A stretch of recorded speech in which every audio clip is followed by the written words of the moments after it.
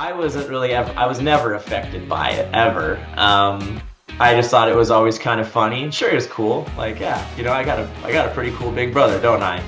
Um, so yeah, I mean and then it exploded, and then I remember even some kids at school, one in particular was always teasing me.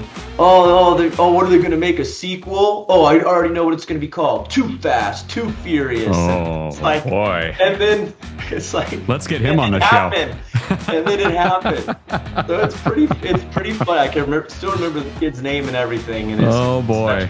such a crack up. So I got the supercharged V8. I've got a naturally aspirated four-cylinder track toy, and I've got my V6 twin turbo fire breathing Godzilla. So it's like a little bit of everything: rear wheel drive, four wheel drive, all wheel drive.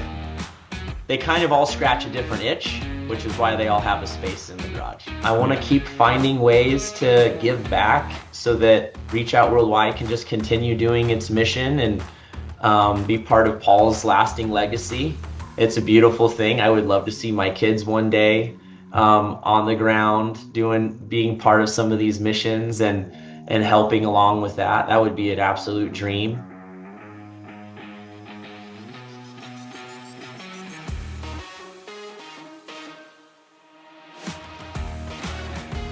Hey guys, I'm Cody Walker, and this is Cars and Culture with Jason Stein. What a thrill to have Cody Walker on the program. We have so much to talk about, so much ground to cover. But thank you for being on Cars and Culture. You're the definition of culture. So welcome in. So glad to be here. Thank you for the opportunity, Jason. This is awesome. You've just coming off a very successful Fuel Fest event in the Bay Area. First time in the Bay Area, just last month. I couldn't believe it when I read it, Cody. 8,000 people, if not more, 450 plus cars. And Fuel Fest, I mean, it's best described a traveling celebration of horsepower, music, and family with 9 stops in 2025 across the US and Japan.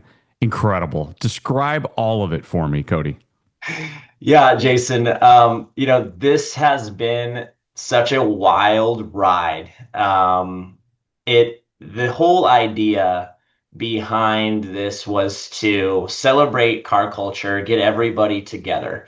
This Fuel Fest is not a car specific show, and it's not just a car show either. I mean, it's all makes, all models. So we're welcoming all walks of life. People have different budgets. You Sure. might see a $1 million car, and you might see a tuned up Civic. I mean, this is kind of this is for everybody. This is also, I like to see it as a way to hook the next generation too. There's a lot of people that come to our shows, and kids, because it's a family friendly event. 12 and under are always free.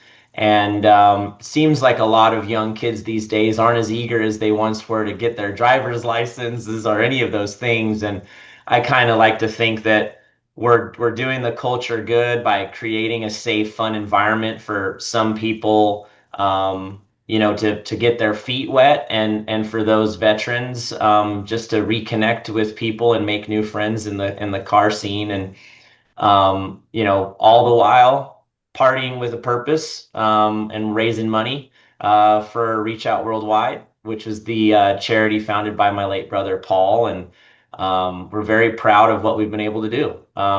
Whether people know it or not about Reach Out Worldwide or not, we've just eclipsed $700,000 raised for charity through this little event that's really just exploded and grown, and it's just been an incredible experience to be able to do this. We're having a lot of fun doing it. You said the word right, exploded. I mean, it's in the UK, it's in Japan, the Middle East, North America.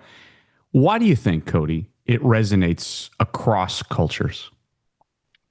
Well, we all know that the love of cars is a universal language, right? So let's just take that part out of it, right? International, whether you have a same culture or language, if you have a love of cars, you've already found common ground.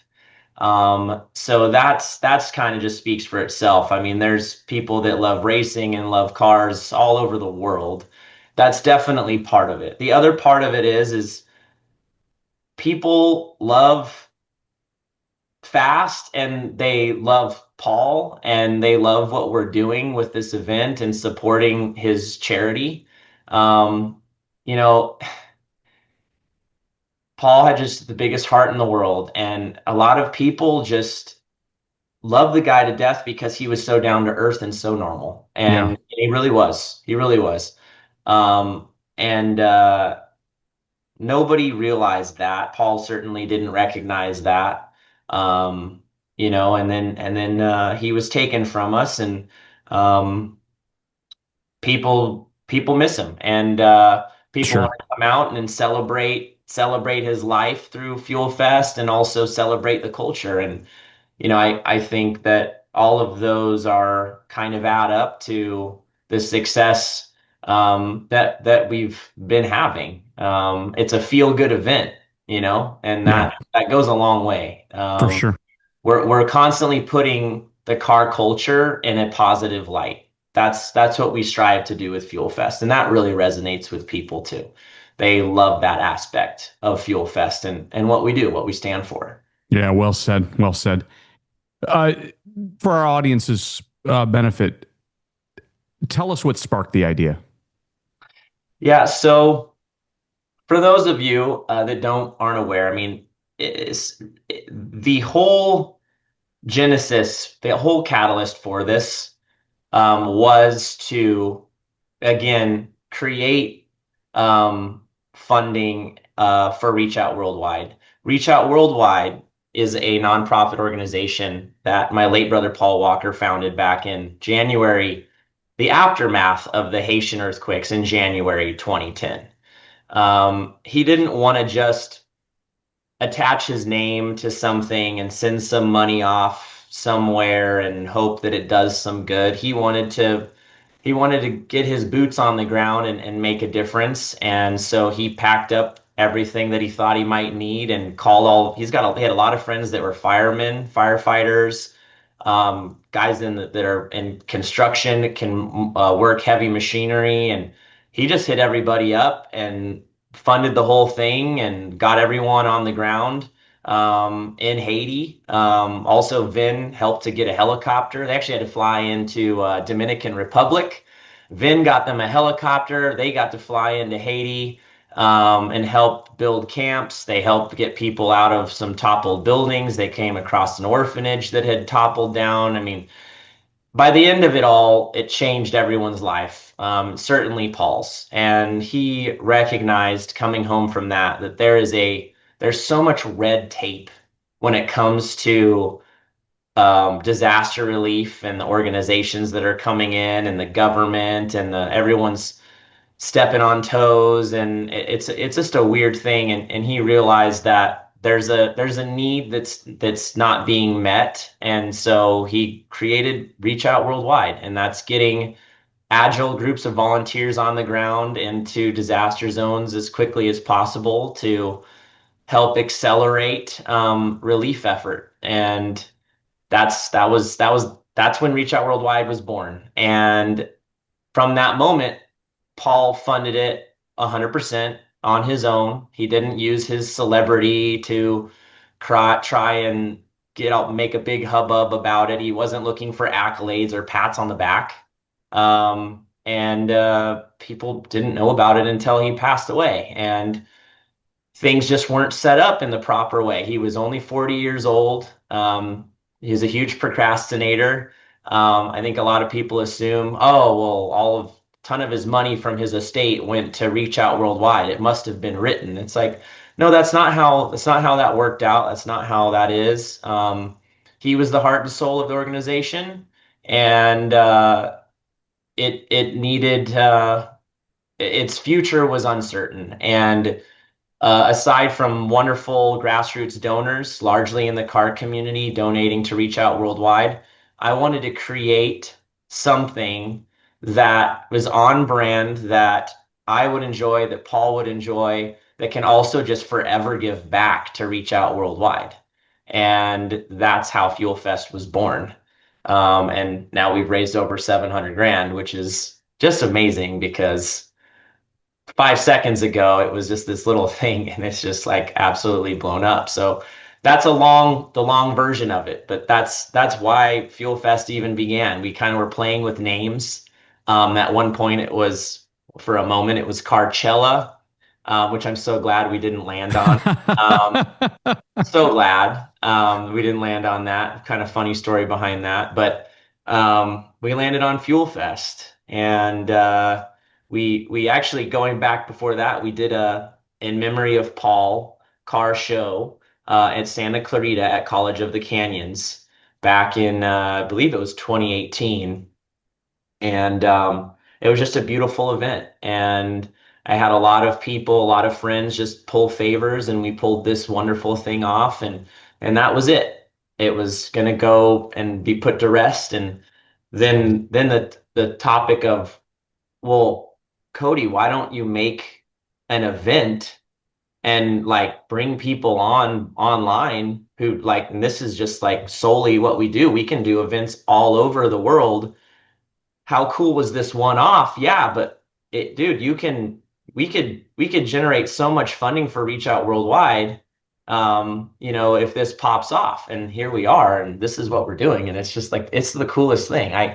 2 seconds ago I was a paramedic. That was my background. I was a paramedic in the state of Oregon, Jason. I Well, always you're loved cars, but now it's just, yeah, it's been a crazy ride. Well, I don't want to be too corny here, but you are keeping, as in your former paramedic world, you're keeping car culture alive and healthy, and making sure that that the body is in good shape, right? The body of car culture. Yeah.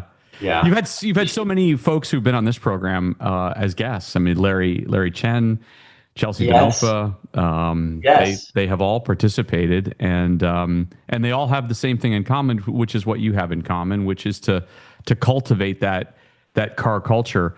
But you've said something else, Cody. You've said Fuel Fest is where people come to celebrate life, not loss, and that's powerful, isn't it? Yeah. It it uh that's how we've always seen, that's how I've always looked at loss. And how I look at, I'm a glass is half full kind of a guy. Um, I mean, everyone kind of deals with loss differently. Some people choose to memorialize the day. Maybe, you lost someone tragically. For me, it's the celebration of life, and remembering those people on their birthdays. Um, it's yeah, I don't, I kind of lost my train of Sure. thought, but No, I understand. I understand. Give us a little bit of your growing up, your connection to cars in general. And was he kind of the big brother who gave you car advice, or or were you both already under the hood by instinct? no, okay, so here's the thing that people don't understand. We have the same parents. Paul's the oldest. I have two in between us.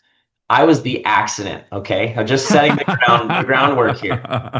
I was the my mom calls me the blessing, and sometimes even the best one. But Ah, I was the accident. I was the big surprise. Paul was 15 years older than me. right, I mean, there's right. teen parents out there. Do you know what I mean?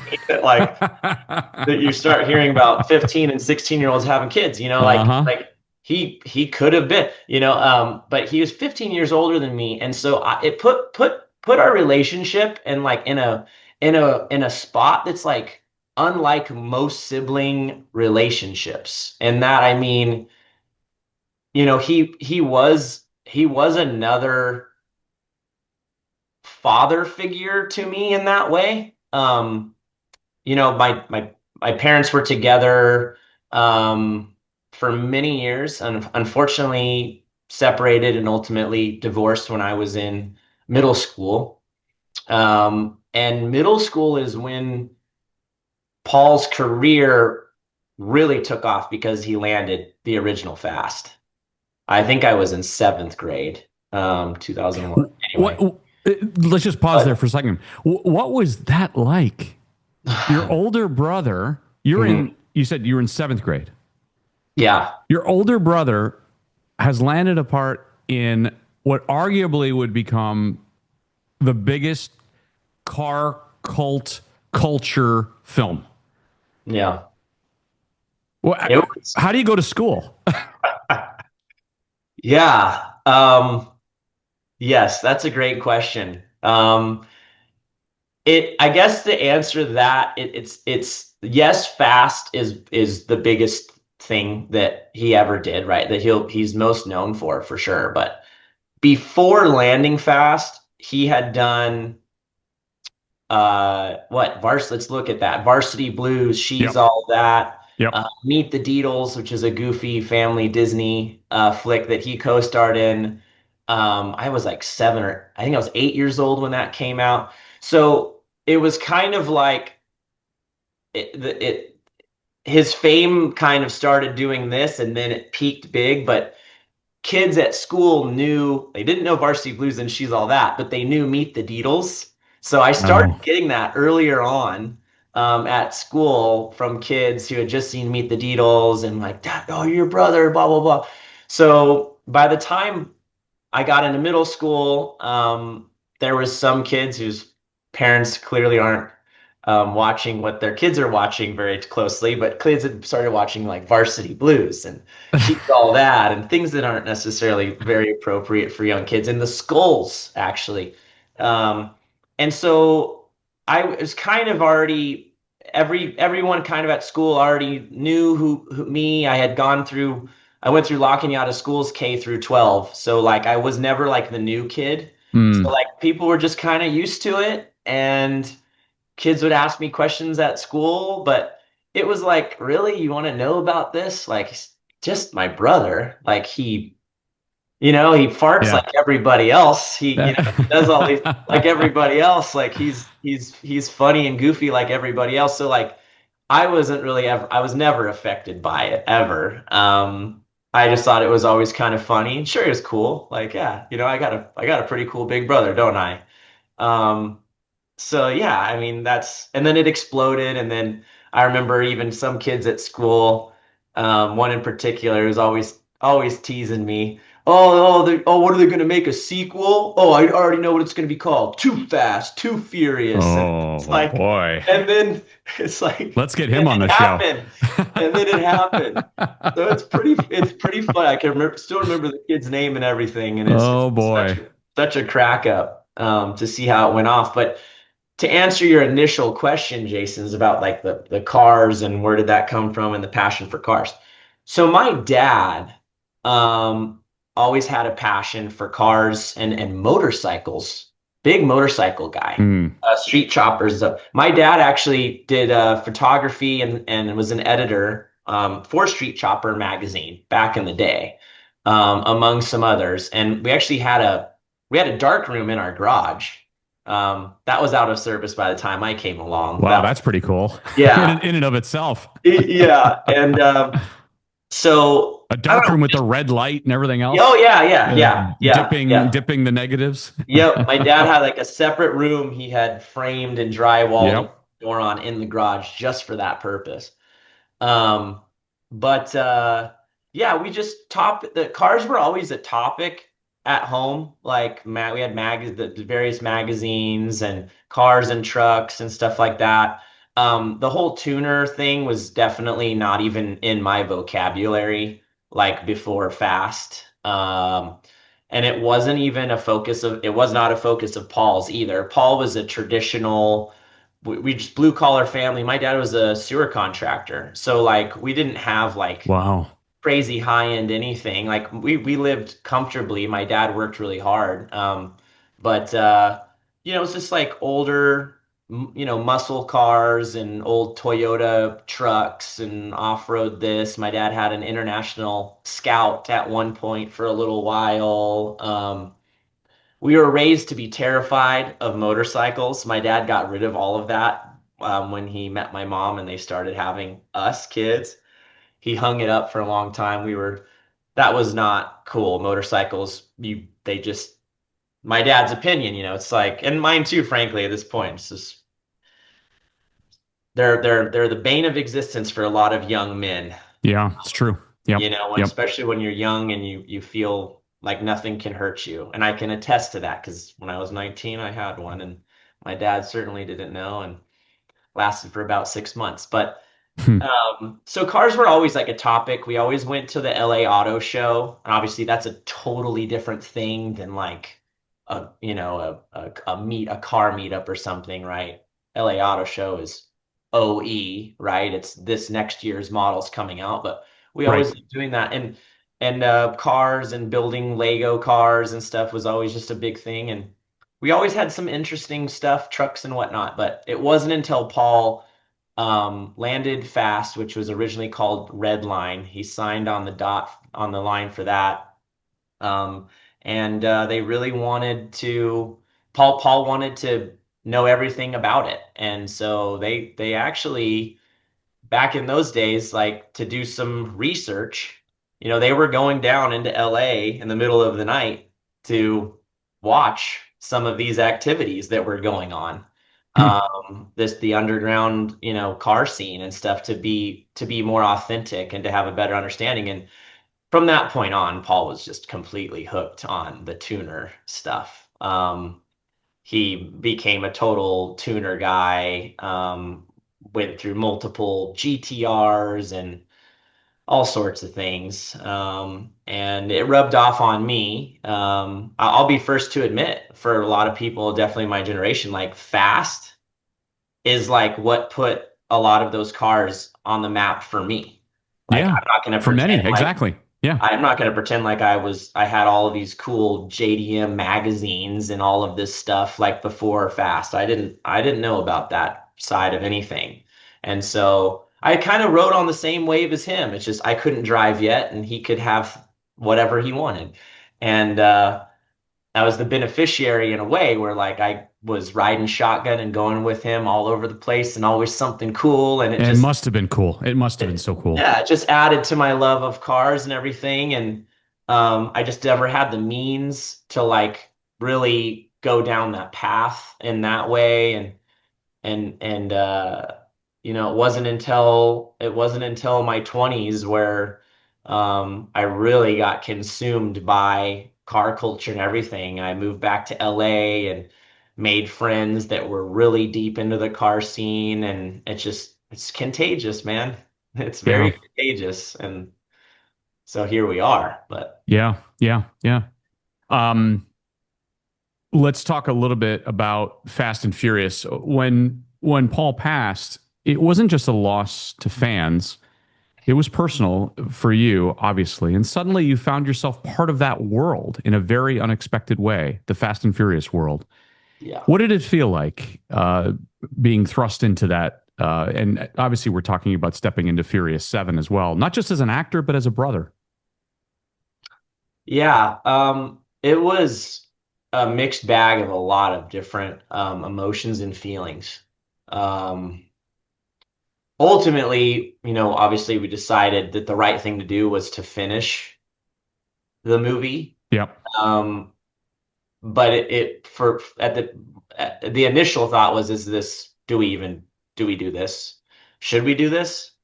Are we going to feel good about this? How would Paul feel about this? Um, is this going to work? What are we doing here? Right. Right. It was weird. I ultimately what made it possible is that it was not only me, it was my brother Caleb, who's in between Paul and I, that were both asked to do this. And so we had each other to lean on the whole time, and we worked on it for over 3 months.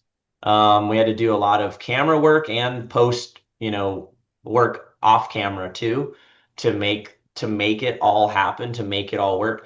A lot of people don't understand is movies are not filmed in an order. It's not like page one through page, whatever It's not, they're not linear. Yeah. they're Yeah. not.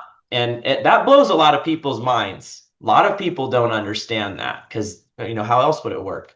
But they're not filmed in order. And so when Paul passed, about 70 something percent of his scenes were complete, which left us around 30% of stuff that wasn't. So yeah, so Caleb and I were tasked on doing that, and it was beautiful in the sense that Caleb and I got to spend we were literally attached to the hip for 40, 50 hours a week for weeks. And it was like a good time to heal and bond with your brother. Like we're adults at this point, you know what I Right. mean? You Right. don't That's not normal. You grow up and you got a family and you have your responsibilities, but like that became our cohesive responsibility for over 3 months, and we're still mourning the loss of our brother. And so that was really special. Things that made it more difficult too, or having to we had to watch Paul all the time on camera and how he would do things and his mannerisms and how he would say things. And so there was days where we would cry. Yeah. I mean, we would Yeah. there were days where it was really hard to get through certain things. Um, we even had to, Paul had a tattoo on his wrist here. My niece, his daughter's name, and I Hmm. visited his flowers. And they actually allowed Paul to keep that on in the Fast movies. They just never did a close up or whatever. Like it just kind of, he had a tattoo there. And so they had that tattoo recreated. Oh, So geez. Caleb and I had to have that tattoo on our wrist for months. They were Mm. these high quality temporary ones, but they would only have to touch them up every several days. And so it was easier for them just to keep them on. And so that was odd. That was odd. Um, we did grow to love them though. We grew to love them, like Yeah. it kind of again is this mixed bag of emotions. Is like a roller coaster of Yep. emotion. And I have to add, I mean, this wasn't the only reason this happened is because it was Fast, which is family. It's a cliche at this point, and there's memes about it and everything, but it is. Paul and Vin and Michelle and Tyrese, and they grew up together largely on camera on Fast. They're all forever going to be known for Fast more than anything else. Um, for most of them, and um, it just they were all so incredible and so welcoming and so supportive. I mean, here Caleb and I are going from not doing any of this type of work to on the set of a film that has a $250 million plus budget. Mm. I mean, you're talking about hundreds of people on set. The crew, I mean, it's like getting thrown into the lion's den. But because it wasn't just some movie Paul was doing, if it had been, that movie would have been scrapped, right? This is Fast.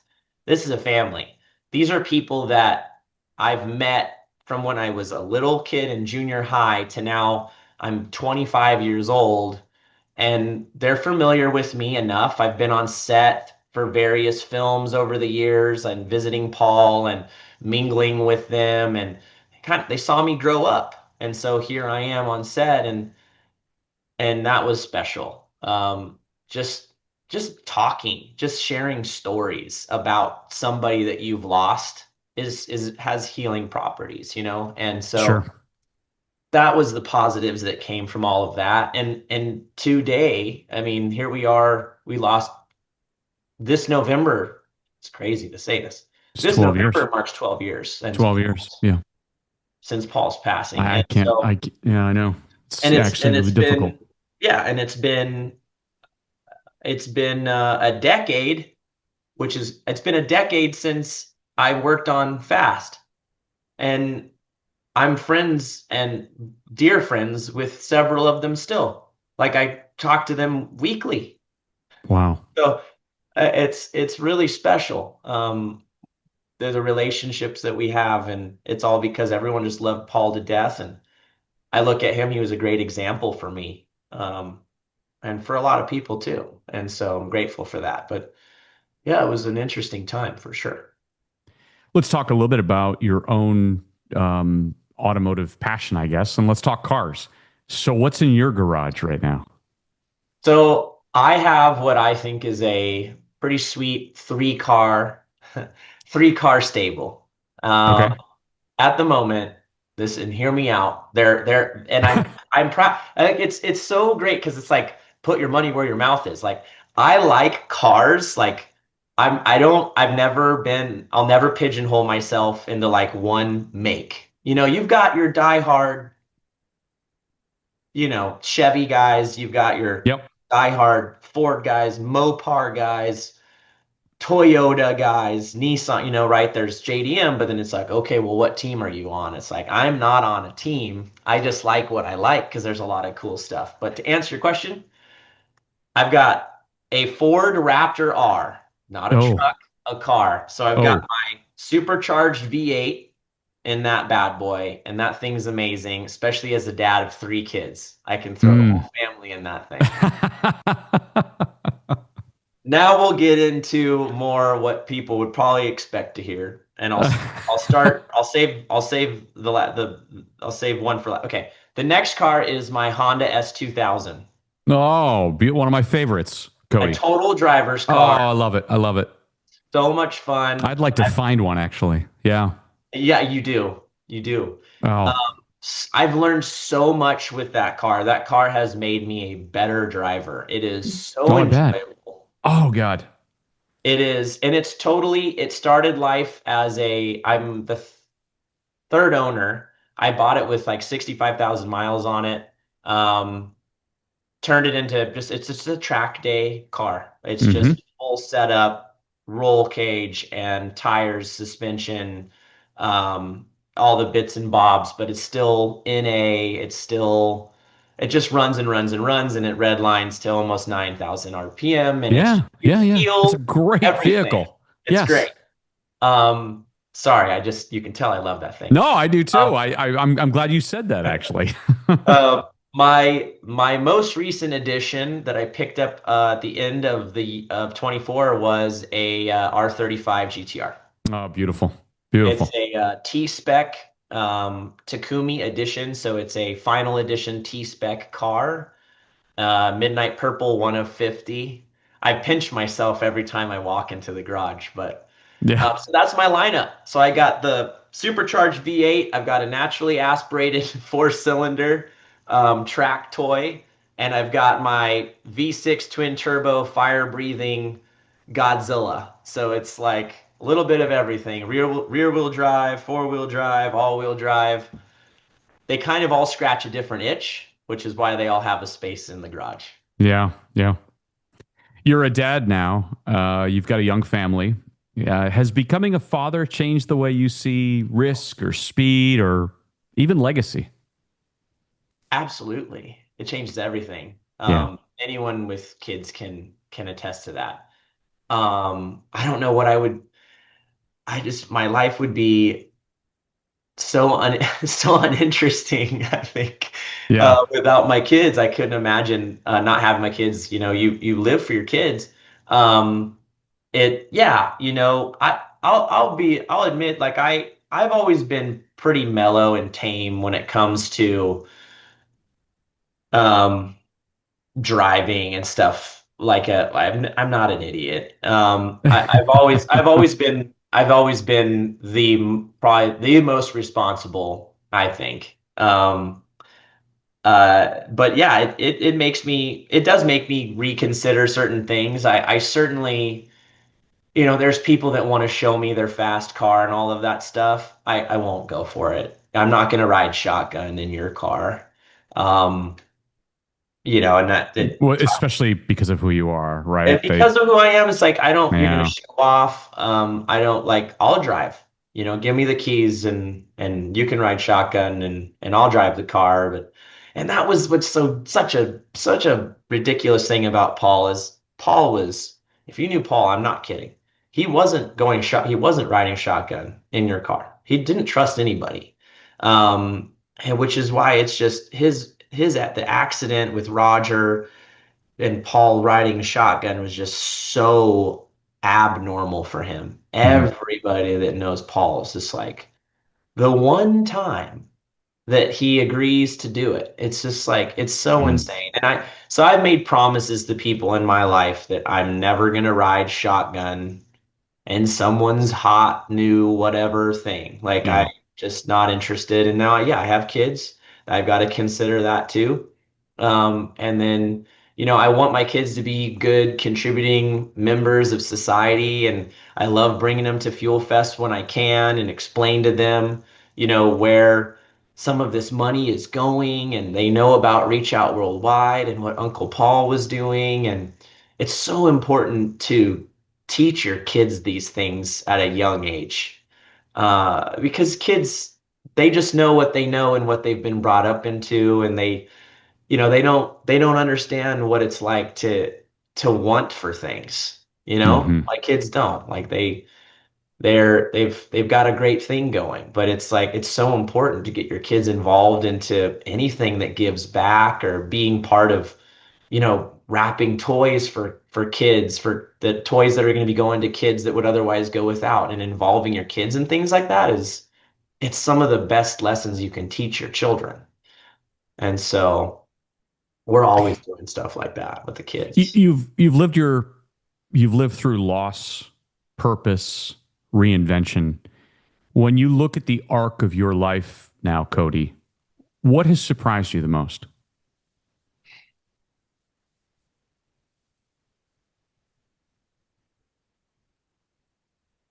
Oh, wow. Um,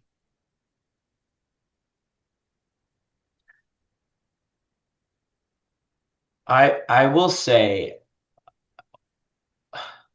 for me in my life, the most important one of the things that I'm just so grateful for. I'm so fortunate, I'm so blessed is I've picked the right co-pilot in my life. My wife, my beautiful wife, Felicia. Hmm. We met in college. She knew Paul. We dated for a very long time before we ever got married, but I don't know that it's necessarily, I mean, it is like I would be so lost without her. And I think I don't know if that's even the best answer, but it's like the biggest surprise to me in my life and my arc and everything is it's like how important it is to choose the right co-pilot. Does that answer that? I mean, Well said. Well it said. is. It is so important. I have been through so much stuff. Like everybody Yeah. has stuff. I'm not saying, oh, me. Everybody has some crazy stuff they've gone through in life. I was on a completely different trajectory, a completely different path. As was my wife. She's brilliant. She's a civil engineer. I mean, Mm. we left everything behind into an unknown. We had just bought our first home. We were living in Oregon, and we gave up. You I were knew, you were a paramedic, yeah, I right? was a Yeah. paramedic.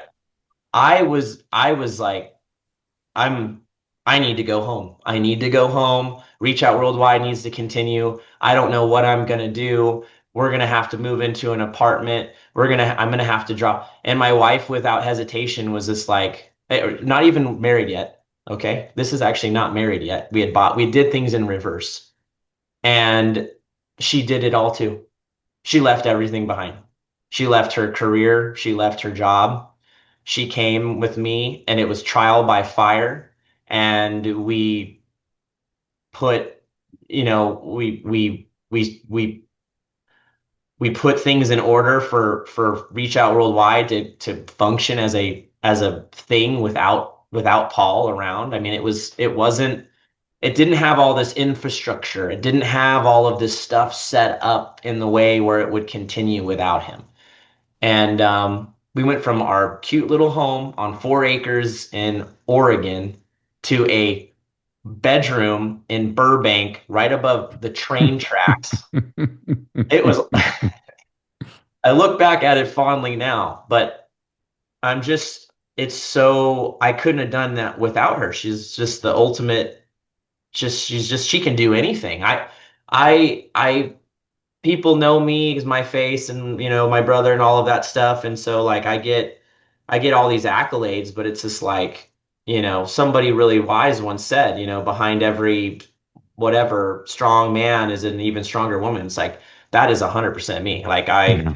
I'm so grateful for her. She's owed so much in everything she's helped do, to protect Paul's legacy and to see these things through and to help grow Fuel Fest and everything. She can do everything. And so, yeah, Jason, it's crazy. I was doing one thing, and that's what I tell people is life is crazy. And in my experience, when you think you have it figured out, because Mm. trust me, we both had a career and we had just bought a house, literally, with 11 months prior to all of this. When you think you have it, you don't have You it. don't have it. No. Life Mm. just Yep. gives you Comes at something else. comes And at you. Yep. it's, That's powerful stuff, Cody.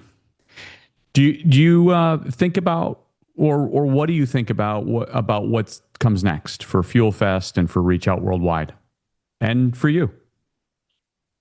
well, I'm still young. I You turned are. I turned 37 this month. Yeah, you are young. Um, my kids are getting older. Extracurriculars are going to start adding up. I love seeing Fuel Fest grow. I would love to see Fuel Fest grow into a multi-day event in every single town that we go to, rather than just a one day. Um, I see other opportunities there outside of just being this incredible event. I have different ideas on what to do outside of Fuel Fest, the fest, and how in regards to Reach Out Worldwide. Like I want to keep finding ways to give back so that Reach Out Worldwide can just continue doing its mission and be part of Paul's lasting legacy. It's a beautiful thing. I would love to see my kids one day on the ground being part of some of these missions and helping along with that. That would be an absolute dream. And yeah, I'm still having a lot of fun doing this, Jason. I love the travel. It is getting harder with kids, but I love meeting new people. I love it all, and so that's my plan for now. Is just I think there's just a lot of still untapped potential in what it is that I'm already doing, and so I just want to keep going down the path and building it up. What would Paul, just a final thing that struck me. What would Paul say about everything that you've built? Boy, he'd be happy, wouldn't he? He would be so happy. Yeah. Yeah. You've He, taken it to a whole other level. And he you and the team and your wife. Yeah, a whole other level. Yeah, I just say that any of the fans of Paul's that are listening to this or watching this, I mean, he would be blown away. Um, Yeah. he would be really emotional about Yep. all Yep. of this. I mean, here we are. I mean, coming up on 12 years, and people still care. People still want to support. Um, Well, he'd be and blown away. the LA event we should say on June 28th, I think is going to be absolutely huge. It's gonna be How could awesome. it not be huge? It's gonna be. We are so excited this year. So. We were at Irwindale for 4 years, 5 years, 4 years. Sad to see it go. Right? It's not there for us to be able to use anymore. So we are at the Pomona Fairplex, and Pomona Fairplex is massive. We outgrew Irwindale 2 or 3 years ago. It was a little difficult getting in and out of there, but we loved Irwindale. It's just a great location and all that stuff. But we had to move on, and we're so excited to land on Pomona Fairplex. We are doing things there on June 28th that are not things that the general public is used to having an opportunity to do. We partnered with the NHRA. We're going to be using the drag strip. We're doing Run What You Brung, which is going to be cool. That filled up fast. People had to register and the whole thing and be selected, but it was people. There's going to be cars running on the drag strip that are just homegrown, out of the garage, come and run it on a prepped surface at Pomona Fairplex. I don't think there's a lot of opportunities to do stuff like that. And then, of course, we're going to have the drifting, but we're in LA. So people can expect a lot of special guests and appearances. And, this is home. This is where it started. And so, yeah, we're really excited. Pomona Fairplex really has the ability to just accept as many people that are going to come. I mean, it's a massive place. So we're very, very excited to be there. It's been a work in progress, and we're there now. So it's cool. Created by Cody and Felicia Walker with contributions from the Fast and Furious movie universe. FuelFest is a multicultural, multi-generational event, and they are creating car culture every single day. Cody Walker, thanks for spending so much time with me today. Thanks for sharing your story, sharing Paul's story, and the story of really what's to come. It's been an absolute treat. Thank you. Oh, pleasure has been mine, Jason. Thank you, man. You're wonderful at this. You do a great job. Very easy to talk to, and I thank you. I'll see you at a Fuel Fest in the future. Please, I'd love to have you in LA. Can we make it happen? We'll get you everything you need. Thank you. Thank you so much, Cody. Thank you, Jason.